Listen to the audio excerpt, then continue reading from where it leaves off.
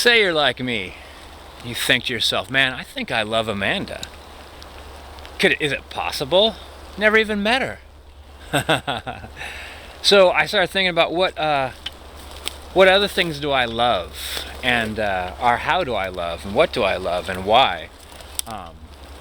And I was thinking like walking, for instance. I love walking the dog, and what do I love about it? Like, it's important for Akila, and it's important for our relationship to put that effort in. But it's also rewarding in myself. Like, it makes me feel good. I feel healthier. I feel stronger. I get a sense of adventure and possible discovery. And afterwards, I have a sense of accomplishment. I think that's kind of about like the basics of love, really. Like, if you're with somebody and you feel those things, then you could safely say that you love that person.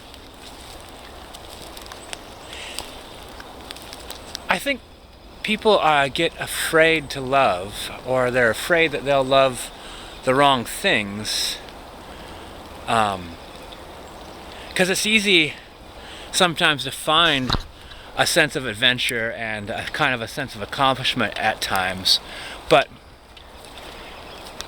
you could miss out on what's the real reward, and am I better off in my life now than when I had, that adventure or that love. And I think that's when you know where your love is valuable and real, and as opposed to just something that felt good and was fun, but really didn't further your life in any way. I think that also, talking about love, you have to ask yourself, is this person going to be good for me? Am I going to be good for them? Even if it's just, a friendship, loving somebody as a friend. Just like loving the start of a trail as an idea of, we might go down there to that field and have a picnic, and it'll be a lovely day. Or we might just keep walking and spend the rest of our lives exploring together. It starts with walking over there and having a picnic.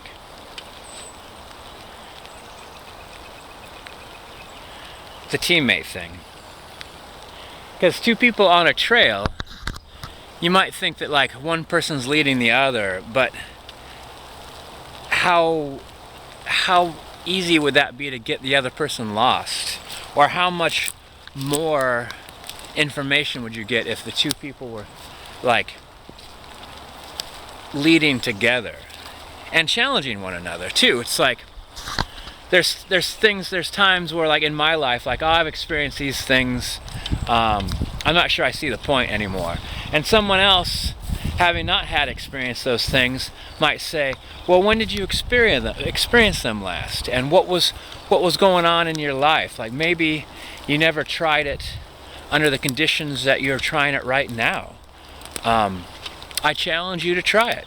I challenge you to do it with me. Like, you could challenge yourself, but you'll never challenge yourself as well as someone who loves you.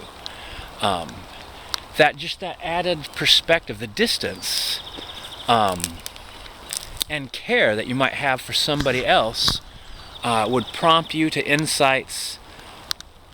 Your love for them would prompt you to have insights that would improve their lives, their minds, their goals. Like, what do you want in life? What do you want 10 years from now or 20 years from now? How can I get you there faster? How can we get there together?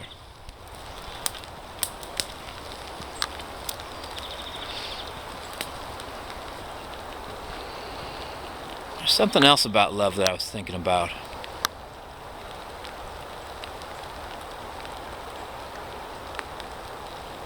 I think there's been times in my life where I don't think I had the bar very high as far as love. Because, it's frankly, if everybody seems to have things about them that I could love. And I think that if you if you raise the bar, saying like, I will feel free to love people in a friendship way, but to actually love somebody as a life partner way, they have to be capable of a lot. They pretty much have to be capable of everything. Not a person that is about limits and constraints and that thinks that failing at things is the end of things, as opposed to you keep failing till you succeed. This door doesn't work, you try another door. Because somebody like that in your life, the two of you breaking down doors, creating your own paths and ways and avenues, loving somebody that could take your life and take your dreams and partially make it their own. Part of your life is their life, and part of your goals is their goals, and vice versa. They really don't even need to be very, very similar. I think that they could be dissimilar and still mesh.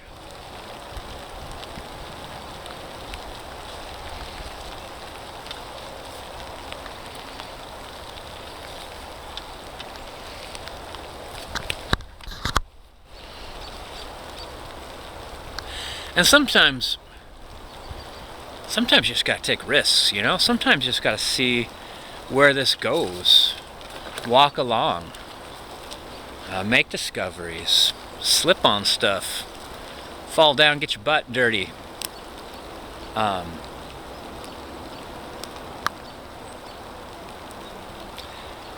it's not a mistake to having tried that. It would be a mistake to not want to try it because you've never been down that road. You've never been down that trail. You're not quite sure. I've been down trails like that in the past, and I ended up slipping and getting my butt dirty and wet and hurt my knee once. So now I'm not so sure I want to do that anymore. I'll very slowly walk right around here by myself.